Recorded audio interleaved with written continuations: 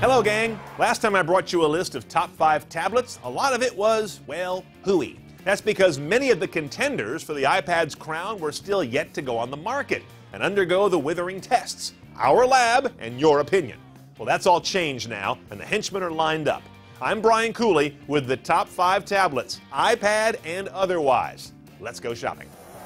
Number 5 is the T-Mobile G Slate. We like that it has 4G support and Android Honeycomb all rammed into one device, and pre-installed streaming TV apps that work quite nicely. But then there's this built-in 3D camcorder thing, which uses those cheapy red and blue glasses. Seriously? No, the 3D on this thing is just a gimmick. Don't get misled. Beyond that, this is also kind of a pricey device. $800 unless you do a 2-year hitch with a carrier who's likely going to be gobbled up by another carrier halfway through that hitch. It's just kind of messy.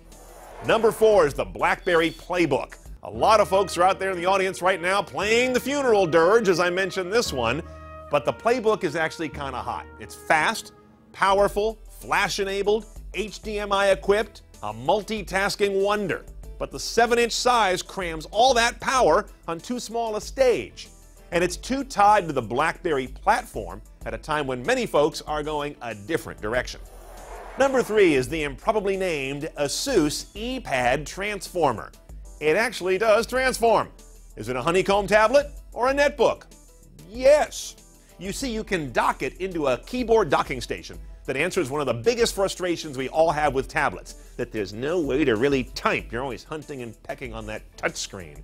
Now, it's pretty hefty, kind of wide, kind of thick, kind of heavy, and that's without the dock. But the price is pretty good. $400 list for a 16GB model, and the keyboard dock is a reasonable $150 more.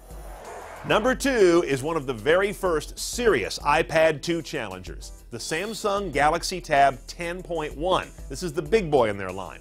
Super thin, it runs the hot Honeycomb OS, front and rear cameras, and alarmingly powerful speakers. Now, while we love its meth addict thin lines, we didn't like how Samsung got there. The back feels cheap and plasticky and likely to break if you drop it even once. Not exactly Apple build quality.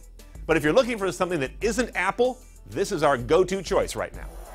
Okay, before I bring you to our number 1 tablet, let me remind you of what may be the best value in a tablet.